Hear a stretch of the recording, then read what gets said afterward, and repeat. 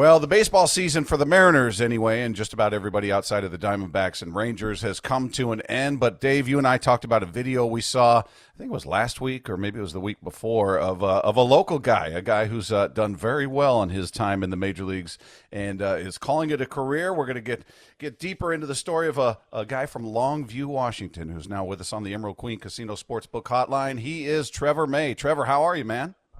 I am good, guys. Thanks for having me on. It's good to talk to you, and we saw your video, and like I'm sure at this point millions of others, but I want to ask you about that. But I got to ask you, I read a couple different articles, surrounding the story, and in those articles, I didn't see a reason printed anywhere as to why you're calling it a career. I mean, I know you're not 24 anymore, but you're coming off one of the best years of your career. So why end it now? Is it just time, or what's going on there? That's a great question. I will get into that in one moment. I got to clarify one thing. I'm actually from Kelso, not Longview. That's important for me to say. Oh, okay. They've got that on your player page. It says Longview. No, yeah. I was born there. We only have one hospital in the old Twin Cities, and so it's in Longview. So everyone's born in Longview, but I went to Kelso High School. It's a whole rivalry thing. You know how it is in small towns. There you go. So I got to make sure that I make that very clear for the Washingtonians that are going to hear this. But in terms of why I retired, it seems like a kind of abrupt, especially with how things went. But I knew going into the season that this was very, very likely it. And it was a conversation with my partner and my family and my friends and everybody that, like, I just really think that I was feeling much more excited about other things. And playing baseball has been my dream for a long time. And I think I came to the realization that, like, could I consider that dream realized? And after 8 years, I was like, yeah. So I think everything's kind of bonus. I mean, I'd love to win a World Series, but I wanted to make an all-star team. Like, that'd be cool. But there's so many things out of your control that have to go into those that you can't really count on it. So just be the best version you can of yourself. And I'm like, I've done that. I'm feeling good about that. And I just have a lot of interests outside of the game that I want to explore. That was a big, big reason. If I'm being completely honest, leaving for spring training every year I had a different relationship with it. A lot of my buddies that I played with always be like, don't you get bored and ready to start the season? I'm like, no, never. Yeah. I'm having a blast with my other stuff. And I'm sad that I have to stop it in order to, not that I'm not excited to play either. It's just, it was always bittersweet. And the transitioning from place to place and moving all your stuff and, it just got really, really, really old, really fast. And then you just kind of feel your body kind of shutting down too. So you're only going to diminish. I'm only going to diminish physically. And I kind of wanted to go out on my own terms. That was kind of important to me. And, I followed Buster Posey, Cal Seager and Lorenzo Cain's lead. 34 sounded like a good year. Dave, tell them about the outside. Yeah, I was just going to bring up Trevor. Usually I say to guys, it's no good on the outside. It's no good on the outside. I was one that was going to play until all 30, or I guess at the time 30 teams shut the door in my face. But you're a smart guy. You went to Kelso. You were like the valedictorian. Is that right? At Kelso High School? Yeah. Yeah. So, I mean, you were more in control, and I think a lot of guys would like to be that. But do you ever worry, Trevor, that you go, oh, man, I'd love to get back in? I guess that's always an option if you stay in shape, or you're pretty much like, what brought you to okay, I'm sure that I'm done with this? Yeah, I don't think that sure. I don't think that sure is possible for the way that I'm approaching this. And I think that a lot of it's just a theory, but I'm thinking that a lot of guys go until the teams say go home, so there's no gray area at all, and they don't. It's almost like the decision's been taken out of your hands, and there's some comfort in that. And it's something there's obviously you have a time limit, you have a window, and taking advantage of that window makes a lot of sense as well. So those two things combined, I should take care of this. I have this unique opportunity that not very many people get to have, so I should make the best of it. But when it comes down to it, sometimes that mindset, when said enough times with enough people, like you hear it all the way from the minors, you hear it all the way growing up, that like grind, that you don't even see any other option. And I found that that's what happened. I found that I felt like I had to. Like I have to play for as long as possible. I have to play until my arm no longer moves. I have to. And the realization that I actually don't, and that if I'm willing to deal with the consequences of not, then that's all that matters. And I don't know, it felt like some agency, because baseball, they tell you where to go. They tell you when to be there. Like you have very little control over any of that. You don't get to put yourself in the game. I had no control over where I am and what I'm doing for the most part when I'm playing, even in the major leagues. And I started to crave that a little bit more. And that's kind of it just got like the things you're willing to do to stay ready to play at that level get lower and lower. You see older guys kind of start doing a little bit less because it's just like, it doesn't matter to me like it mattered because I've done it. When that starts to happen, it doesn't feel as fulfilling anymore. And that's what happened. I just noticed that. Like I didn't have the drive. And once you start to lose the drive a little bit, I think that's when you know. All right, quick hypothetical, and we'll move on to other things. Jerry DePoto, John Stanton give you a call this offseason and say, hey, you would fit nicely into our bullpen. We really think you got something left in the tank and you get a chance to pitch for your hometown team. Does it change? Does it flip the switch at all? Are you that committed? Nope, it's over. It doesn't matter who's calling. Yeah, not fielding that call would be very hard, obviously, because it is something I've been very, very open about that too. Like that was something I really wanted to do. I really wanted to do this year, this past off season. There was nothing really moving. I held out. Honestly, I had some conversations with some maybe other teams that kind of fell apart because I sabotaged them a little bit to try to waste time. Like, and I'm not proud of that, but it was a weird situation where I was just like, I don't know. And I just like kind of, bounced around a little bit because I was like, Gary, where you at, bud? Had they contacted you at all? Was that even something that was realistic? Really. No, it wasn't really realistic. There was a little bit, like conversations were happening, but it wasn't really, there wasn't a lot of excitement. I wasn't sensing much excitement. Obviously, I wasn't on the calls either. Like, that's not really how that works. You got to get to a certain point before you're talking to them, but it is what I wanted. Like, and because it would have, a lot of things I talked about, family and missing things, like a lot of that would have been better, way better, by just living in my own home and driving down the road 10 minutes to the park. And travel would have been much easier, and my wife could have been here and with her family and her friends. Like, it could have been much, much, much better.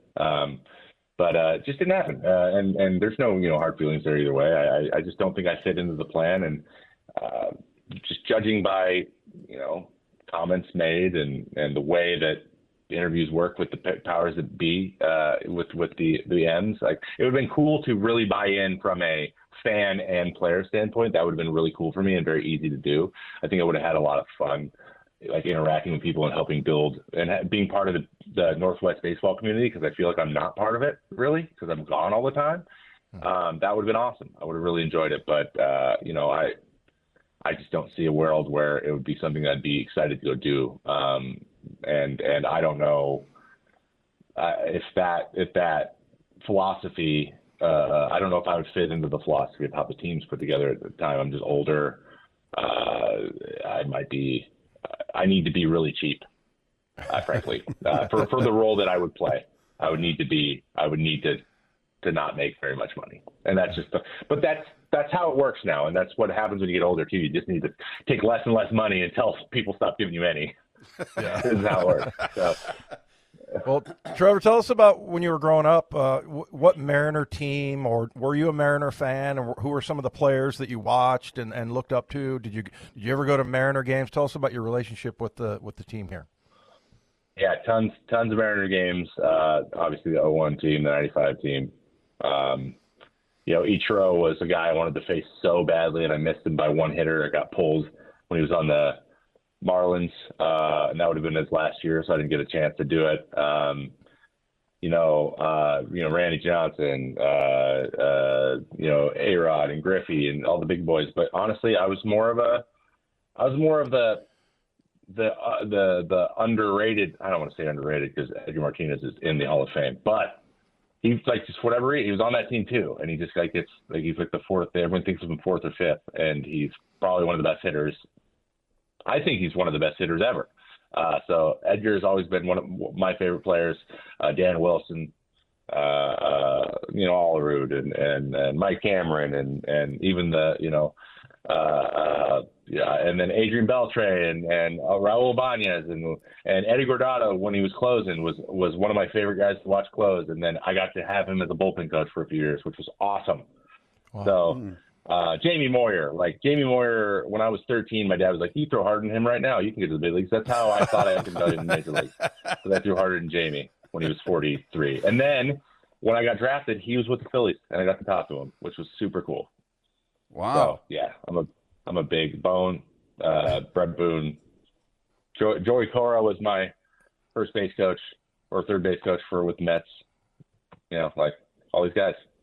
Wow. Did you go fanboy when you met all these guys and pepper them with questions, or did you have to try to act cool and like I'm a peer and I'm in the big leagues here?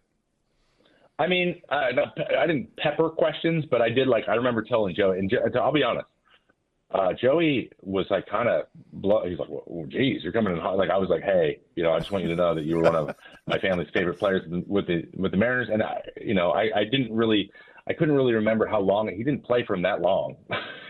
He was like, oh wow, I didn't know anyone really liked me when I was, you know what I mean? Like, he was like, oh, I didn't know it was like that. And so that was kind of cool because he was like, thank you. Like, that's really nice of you to say. Because my dad was a big fan of how he played. But like Jamie was an easy one. Like, everyone loves Jamie. So every single person on the planet loves Jamie. So he's used to like getting the people just like fawning over him. And he's just such a great guy, such a nice guy. And he fielded all the questions. But meeting Griffey was the craziest one. Torrey Hunter was with us in like 2018, 19. He was I played with him for a year in 15, but he was like a special assistant with the Twins. Like, they all are. Pretty much every player now is there all the time. So seeing Torrey all the time is awesome. But Griffey was in town because Torrey's the one who's like kind of getting guys hooked up with swingman cleats and stuff. Like, Torrey can always like put in a request and like Griffey will make it happen. And so he was just there seeing Torrey, and I got to meet him just in passing. He was leaving. He was in a hurry, I could tell. But like, just shaking his hand, I can tell him anything or ask him any questions, and I knew what was going on. But just shaking his hand and just like looking at him in the eyes was one of the biggest fanboy. I didn't know it was going to be like that, and it was pretty insane. But he was like, "Oh, nice to meet you," and kind of like moved on. But I'm glad that I got to do that. That was really, really cool. Hey, as far as what's going on now, if you type your name into Google, just your name, it comes up with 5 different articles about, the video you did on Twitch and your comments about A's owner John Fisher. And by the way, I can't help but feel that playing for that guy, playing for that organization might have tipped your hand toward retirement. Maybe if you had a better year, a team you felt good about, maybe you have a different feeling. But I got to say this as a longtime baseball fan and somebody who's been a longtime critic of how teams like the A's have handled their business and how they've treated fans and things like that. I don't think you said anything controversial. I don't think you said anything wrong. I think maybe just hearing it from a player was a big deal. But tell me about the reaction you've gotten since that became such a huge story.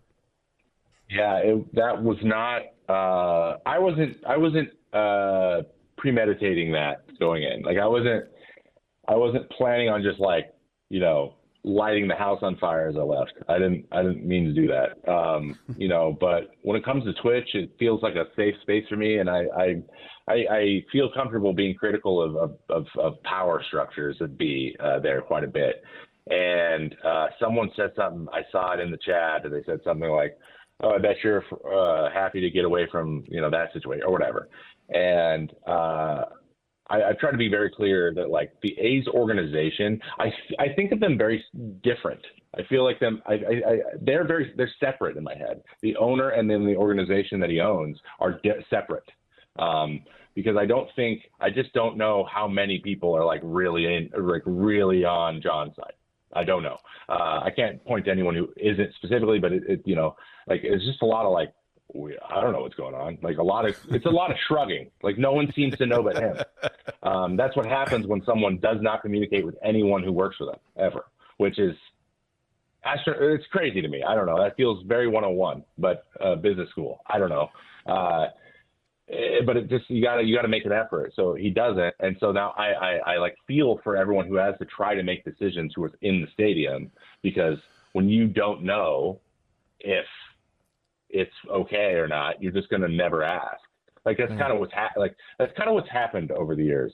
And that's feels like what the situation is. So I feel bad for, the executives or the front office when like, how are you supposed to like go get people when like you're just no one, not only if you have a question, you don't even know if anyone's going to answer it. Like I don't know. I'm not intimate. I'm not in that room, but like I think it is like that. And it sucks because I know them as people. I know everyone's doing their best. The staff's doing their best. The training staff's doing their best. The players are doing everything they can to do their best with whatever they know. And when the whole team's 22, like no one has any experience. They don't like know what other organizations are like. No, none of them have seen anything. So like, that was like my job. Was just like, yeah, there's other things are handled differently other places sometimes, guys. And it starts at the very top. But so I developed really good relationships with not only the players and staff, but these people who worked at the stadium.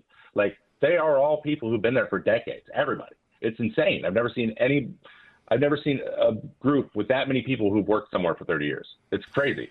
So I feel for them, like on a human level, but there's this hourglass is flipped over and they're going to lose their jobs at some point. They have no idea when, but they know it's going to happen. And that sucks. And that's what I think drove me over the edge. That idea that all it takes is a little acknowledgement of them, and this could be avoided. But instead, we're trying to protect our own feelings as a person with $1 billion, and that frustrates me. Yeah, and Trevor, I noticed that playing against the Raiders. My last game in the NFL was against the Raiders. I went, I remember the locker room and how crappy it was, and this was in 1995, and then. Yeah. I go back as, a TV guy, 15, 20 years later, I go into the locker room. It's the same locker room. It's the same rug. I mean, it's just, did that get annoying? And was it that bad? Because we hear these things about the minor league guys are eating a cheese sandwich that's literally just bread and a piece of cheese. And I mean, just that kind of, just not investing financially in at least just like upgrade a couple of things. I mean, it just seems like that's the part also that's frustrating, that they're not putting any money into those kinds of things. And it's been like going on for 3 or 4 decades. Yeah. Well, now the baseball team is in.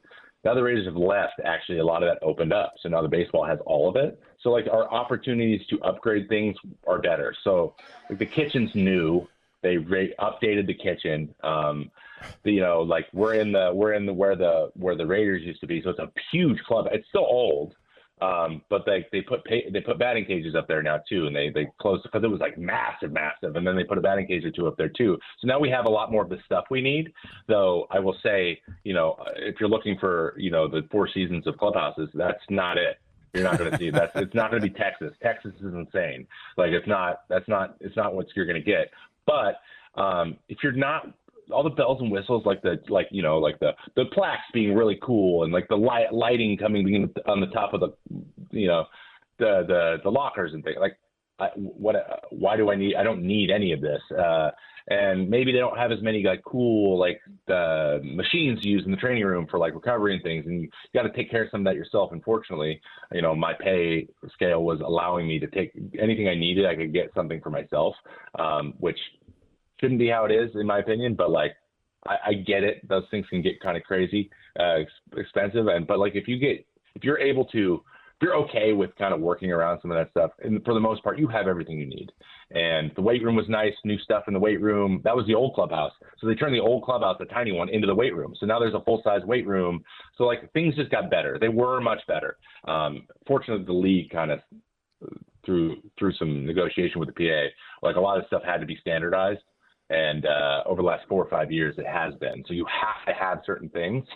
So that was probably part of it. But, like, in terms of the necessities, we had everything we needed. It was just, yeah, sure, there was no shower heads in some of the showers, but there's plenty of showers, too, that work. So, like, who cares? There's certain places have no water pressure. So at least we had that. Okay. All right. Hey, Trevor, before we let you go, and man, I could talk to you all day. You're great. I'm just curious the response, because I think you, as I said, you sort of said what we all think. I'm looking at the A's, I'm looking at other teams that seem to just pocket the revenue sharing. They don't put the money back into the product.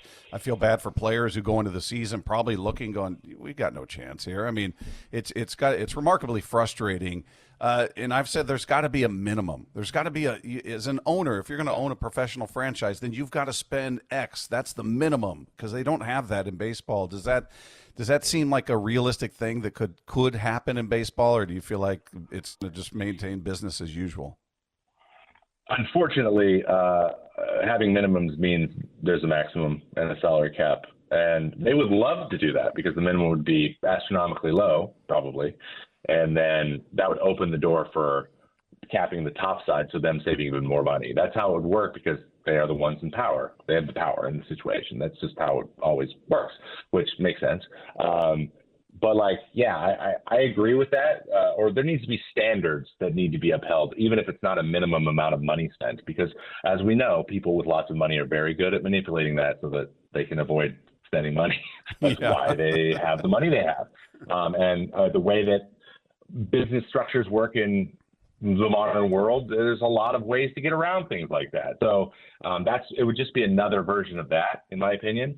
I think at the end of the day, the accountability, one thing I'm getting really tired of is hearing, well, it is a business after all. Players need to stop saying, well, it's a business and it should be no, you should be treated like a human being, and wanting to be treated like a human being, and like someone coming in, walking into a room and saying, hey, man, thank you for everything you did, but we need you to, like, we're going to go in another direction. Because there's executives that will not do that. They'll just send someone else to do it. So there's a lot of that happening. John is a prime example of somebody who would send someone else to do the things that he doesn't, that are hard.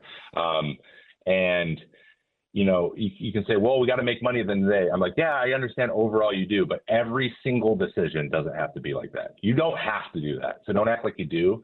And if I hear one more time that it's like, you have to make everything needs to be in a capital financial decision. Everything needs to be economics based all the time in every business everywhere. That's simply not true. It's not a true thing.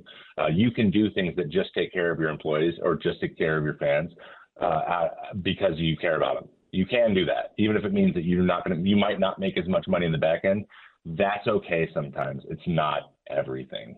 And everyone needs to know that, not just the people in power. You can't. It's a business at the end of the day. It's not an ace in the hole like you think it is. He is Trevor May from Kelso, Washington. Kelso, make sure we got that clear. Hey, Trevor, first of all, congrats on a great career and ending on maybe your best year. 21 saves this year. I mean, it was just what a tremendous year personally for you to end it on. And if I hope if you ever start thinking about playing again, that the Mariners are in your thoughts there. It's an absolute pleasure to speak with you. We'd love to talk to you again down the road. Really appreciate you taking out some time with us. Of course. Anytime, guys. Appreciate it.